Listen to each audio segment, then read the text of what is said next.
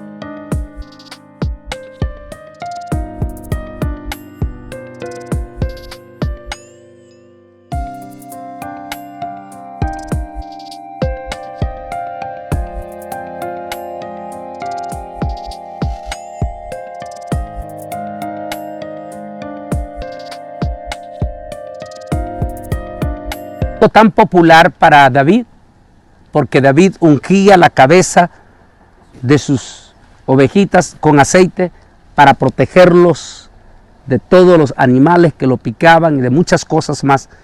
Ungían la cabecita de sus ovejas. Esta vez va a ser David el que es ungido su cabecita con el aceite de la unción. Como ustedes ven, hemos hecho un paréntesis para mostrar una de las grutas auténticas, originales de la época del Señor Jesús. Y estamos hablando más bien de la época de los pastores, en la época en que nació Jesús, en esta región del Valle de los Pastores. Nos hemos venido exactamente a una gruta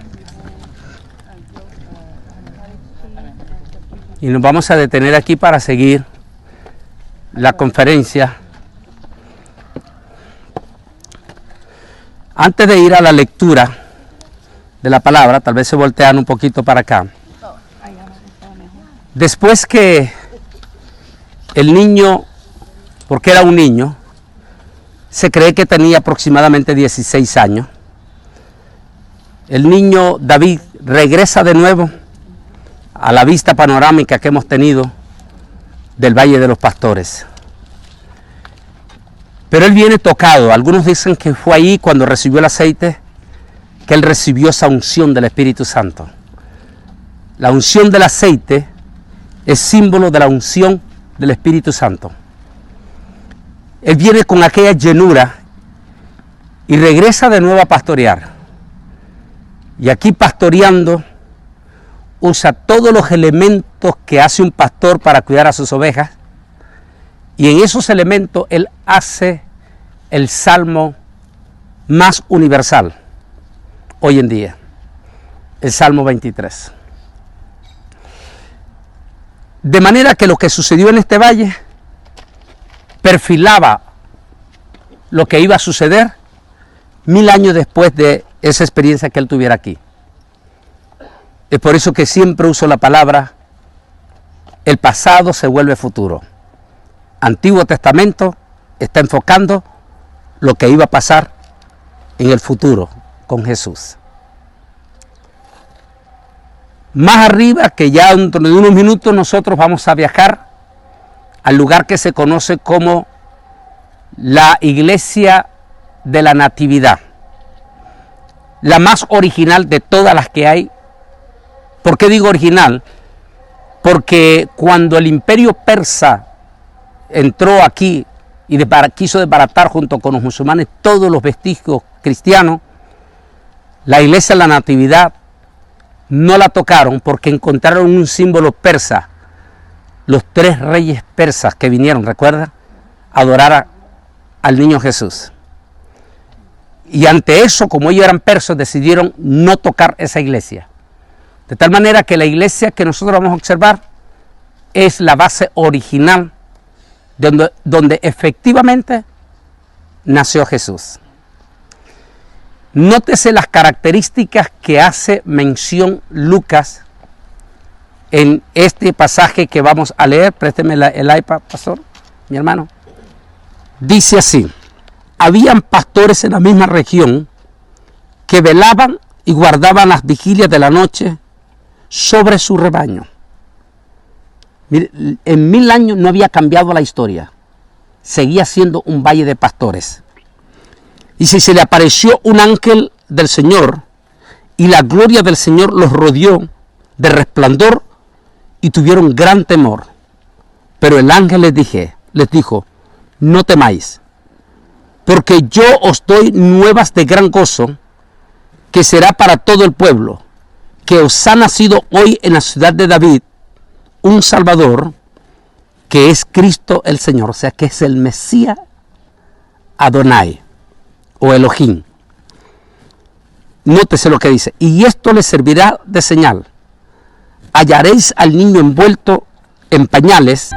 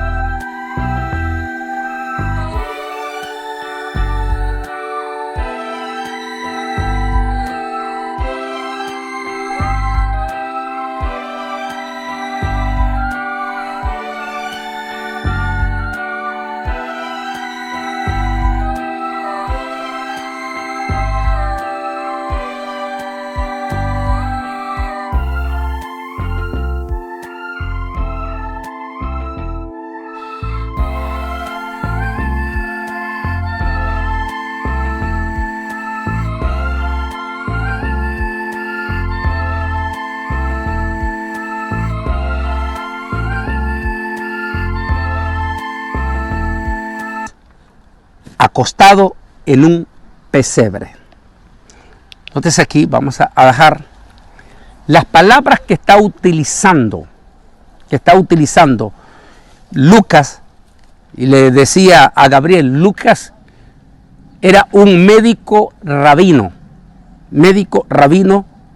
judío griego.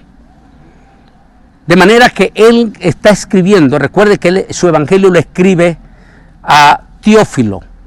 ¿Quién era Teófilo? No hay duda que era un estadista, porque le usa la palabra diplomática excelentísimo Teófilo. O sea, era una persona, le explicaba a Gabriel, tenía que ser un judío, pero gobernante de alguna de esas naciones, de alto nivel, pero que conocía perfectamente bien las costumbres judías. Solo Lucas es el único que menciona con detalles el nacimiento de Jesús, que solo los judíos pueden entender ese concepto. Hace aproximadamente, no sé si 2 años, posiblemente 2 años, CNN entrevistó a un rabino en la misma plaza del Muro de los Lamentos,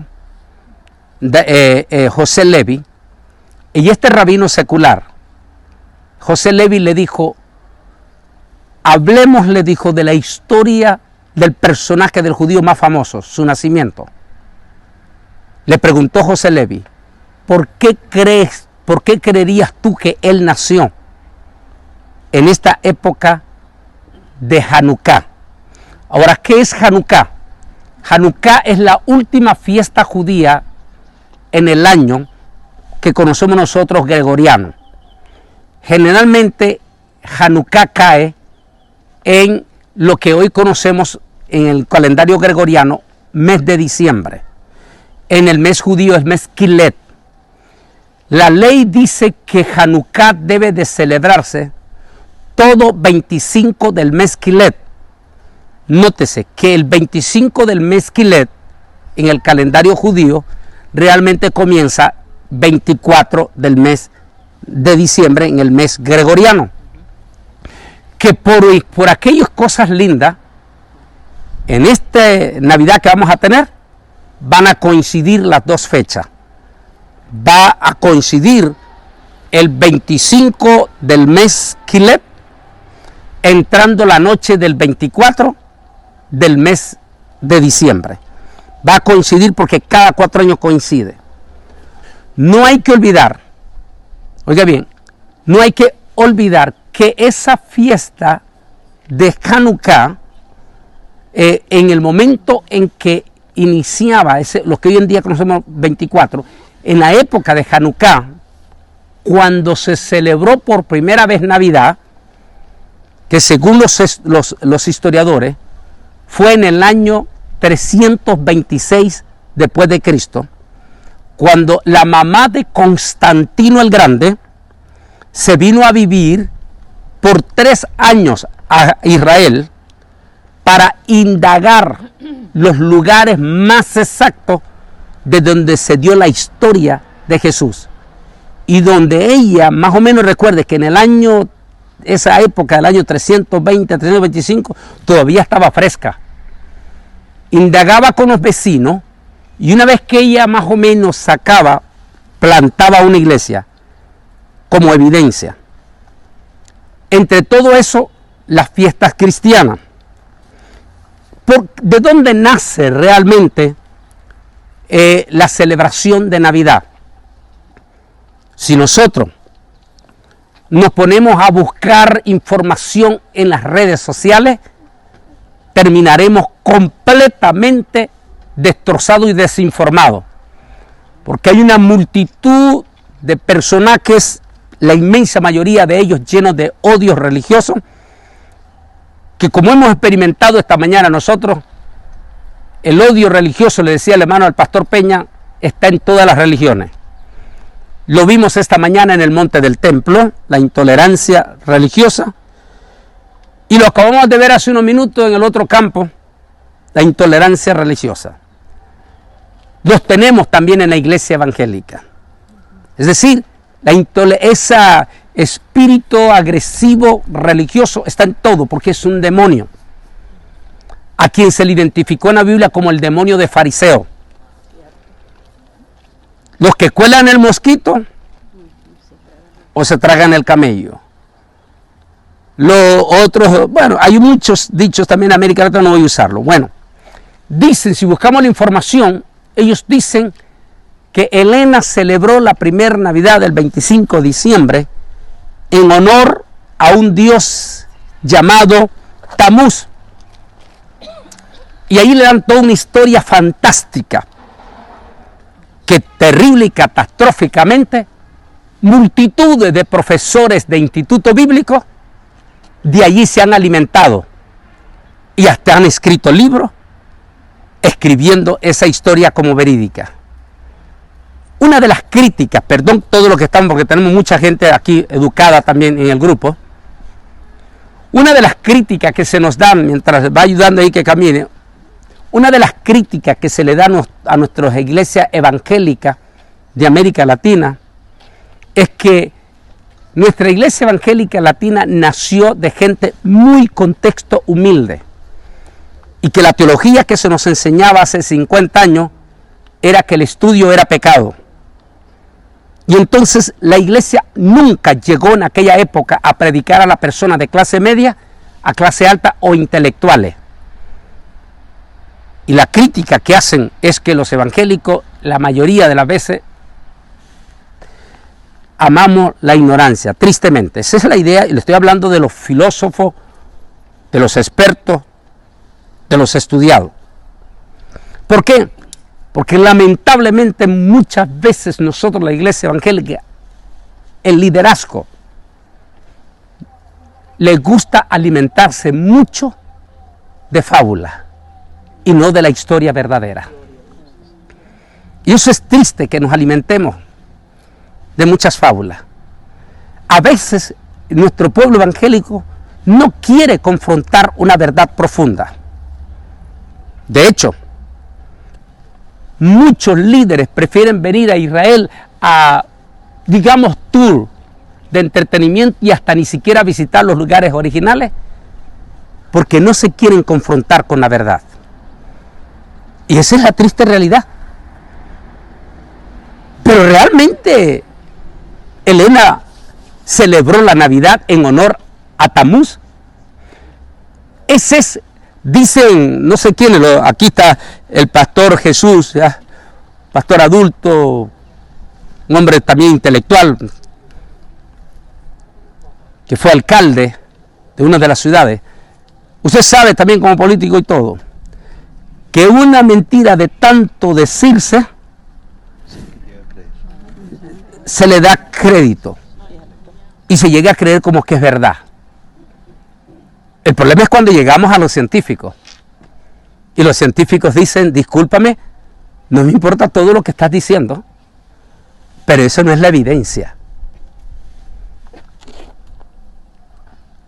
He tenido el privilegio, y lo digo para la honra y la grandísima honra del Señor, me ha tocado a mí predicar no solamente a la gente más humilde, desde mis orígenes en Nicaragua, hasta la gente de más alto nivel científico. Por eso es que me he dado la tarea de documentarme, porque cuando voy a esa gente altísima, no puedo ir con algo que ellos me van a ver como, no, lo mismo. Y una de las autoridades, para la gloria del Señor lo digo, que tengo delante de esta gente grande, es porque ellos ven que estoy documentado de lo que estoy diciendo, incluyendo judíos, amigos, rabinos y todo. Entonces, si Helena no celebró, definitivamente Helena no celebró Navidad para sustituir por una celebración de cambiarle el nombre de Tamuz a eso.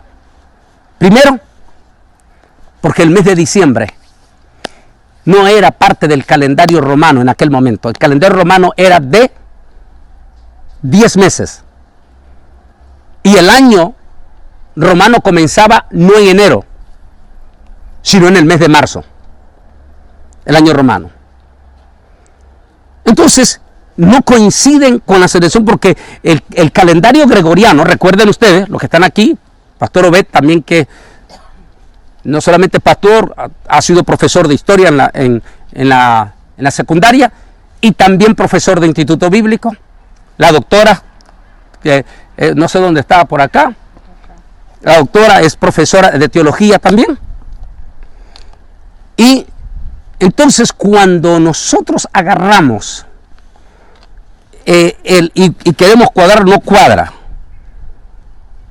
Pero qué coincidencia que fue el calendario gregoriano, se consolida, recuerdan ustedes, en el año 1600, ¿verdad? Año 1600, Gregorio el Grande, que hace el calendario solar, diferente al calendario lunar, que es el de la Biblia. Entonces, Elena no celebra Navidad en honor a Tamuz, porque no coincidía. Lo celebra estando aquí en una de las fiestas que más se acercaba a la historia del nacimiento de Jesús. Esa fiesta se llama Hanukkah. ¿Qué quiere decir la palabra Hanukkah? La fiesta de las luces. Hay muchas deducciones, por supuesto, de los macabeos de esta historia. Los rabinos van más allá de los macabeos. Y ellos dicen que realmente lo que sucedió con los macabeos no fue un accidente, sino que fue una secuencia de lo que Dios quería enseñar a su pueblo y le avisaba.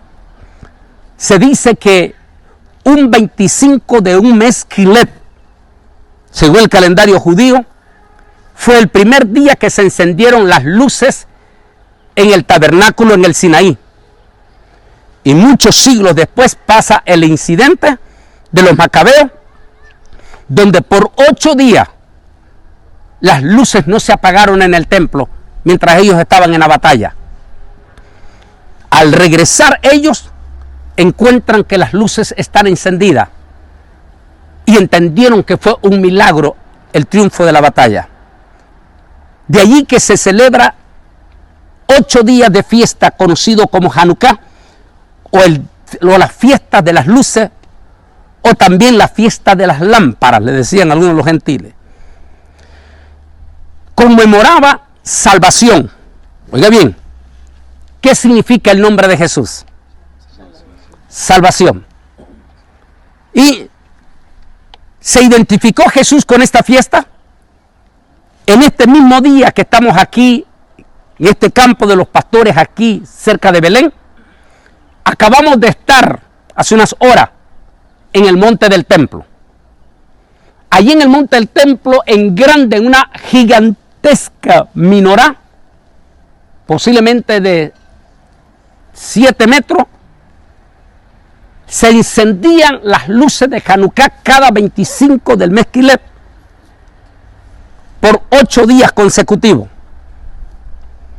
Jesús asistió a esa fiesta múltiples de veces, porque hay pasajes en Lucas, en Marcos y por supuesto en San Juan, que ya lo declara abiertamente, donde Jesús asistió a la fiesta de Hanukkah e hizo referencia de ellas, como por ejemplo, ninguna lámpara se enciende y se pone debajo de la mesa. ¿Por qué dice esto? Nosotros de vez en cuando, o cada diciembre, si estamos en casa, celebramos Hanukkah. Ahora, ¿por qué debe? Si yo le pregunto también, ¿a dónde está Lisa aquí? Vino el rapto, se la llevó, ¿no?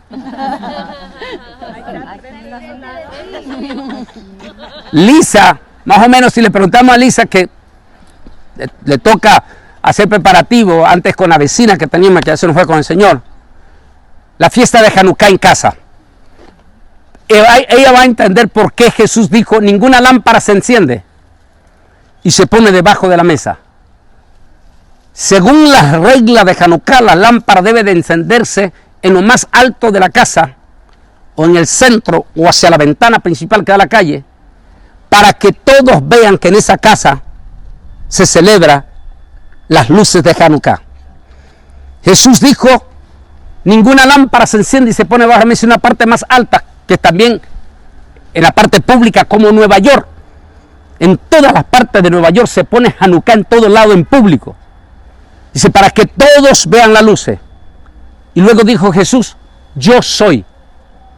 Hablando en Hanukkah, yo soy esa luz. Y luego hablando de la iglesia dijo, y vosotros sois la luz del mundo. ¿Por qué Elena se identifica con esa fecha, con esa fiesta? Porque Elena va a darse cuenta que si hay una fiesta más cercana a Hanukkah, al nacimiento de Jesús, es Hanukkah.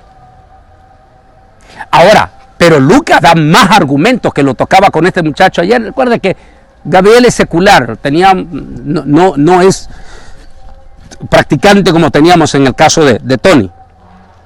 Pero acepta y entiende como guía. Lucas, y rápidamente lo entendió él porque es judío, usa conceptos que solo los judíos lo entienden. Por ejemplo, dice, se lo dije yo ayer mismo a él, a Gabriel. Dice Lucas que cuando el Señor nació, lo envolvieron en pañales y lo puso en un pesebre. ¿Por qué Lucas escribe eso? Resulta que en este parque de los pastores, aquí en este Valle de los Pastores, sus corderos perfectos los vendían ellos allá donde estamos viendo. Enfoca, mija, allá, hacia allá atrás, ese es Jerusalén. Allá al templo iban y vendían ese cordero, solo ese cordero que nacía perfecto, que era perfecto, de un solo color. No podía traer ni siquiera un pelito diferente de otro color. Tenía que ser de un solo color, perfecto. Solo ese cordero costaba 20 veces más que el resto de cada una de las 20 ovejitas más. Entonces el pastor agarraba ese cordero para evitar que un animal lo picara, rápidamente lo envolvía en pañales y corría y lo ponía en un pesebre para cubrirlo del frío. Ahora, ¿por qué frío? Porque en época de el mes Kislev, que es diciembre en el mes gregoriano, es frío aquí en Israel. Para evitar que el corderito se enfermara, lo cubría en pañal y lo ponía en un pesebre para tenerlo calientito. ¿Qué es lo que era el mensaje que estaba enviando Lucas al excelentísimo, al que le estaba escribiendo? ¿Qué era el mensaje que le estaba enviando a él? A Teófilo, que Jesús era el Cordero perfecto. Todo judío al leer el pasaje inmediatamente va a entender que lo que Lucas está mandando el mensaje es que Jesús es el Cordero perfecto. Nótese también la palabra que le da el ángel Gabriel a los pastores aquí. Encontraréis al niño envuelto en pañales en un pesebre. ¿Qué agarraron rápidamente los pastores? Que era un cordero perfecto. Y todo está conectado. Todo está conectado. Luego dice otro mensaje que dice Lucas, que fue el que hizo José Levi con el rabino aquí, y que el rabino Kogan, de mi amigo allá en McAllen, Texas, que es rabino y médico. Ahora, ¿por qué es bueno decir esto? Se lo decía ayer a Gabriel. Porque los que hacen circuncisión aún desde la época de Jesús no era cualquier rabino. Tenía que ser un rabino médico para evitar infección a la hora de cortarle el prepucio. Pero dice la costumbre judía, todo judío sabe que un niño varón al nacer al 8º día debe ser circuncidado. Nadie se lo tiene que recordar. ¿Por qué Lucas le dice a Teófilo que al niño Jesús lo circuncidaron al 8º día? Los gentiles, nadie va a entender esto, excepto el rabino Kogan, que lo invité a mi programa El Mundo Actual en el 2015. Cuando el rabino Kogan lee porque él es rabino y médico, me dice: Antonio, ¿te has fijado lo que está diciendo Lucas? Él es un rabino secular. Y le dije: dígame, rabino. Me dijo: todos los rabinos sabemos que todo niño varón debe ser circuncidado al 8º día. No se nos tiene que recordar. ¿Por qué Lucas está recordando eso? Me dijo: ¿no te ha agarrado nada? Me dijo. Digo: dígame, rabino. Lucas me dijo, era rabino médico. Me dijo: nuestra liturgia enseña que si un niño nace previo a los días de Hanukkah, no se puede circuncidar para evitar que a ese niño le entre una infección lo pone en peligro de muerte, y en fiesta no puede haber tristeza. En fiesta tiene que haber alegría.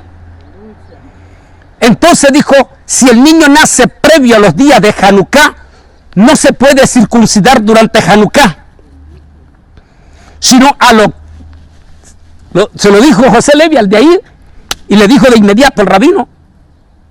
La única razón por la cual Lucas dijo al octavo día, dijo porque definitivamente Yeshua nació en Hanukkah. Se lo pregunta ayer a Gabriel y me dijo, es correcto, no se puede circuncidar si el niño nace previo a la fiesta de Hanukkah, sino hasta el octavo día. En otras palabras, Lucas da detalles del por qué en verdad Jesús pudo haber nacido en la fiesta de Hanukkah, que es cada 25 del mes Quilet. En el calendario gregoriano, cada 25 del mes de diciembre. Ahora, ¿por qué no lo está cambiando el gregoriano? Porque sería ridículo estar cada 4 años cambiando la fecha. Lo dejaron estable. Y ahí se quedó como una tradición.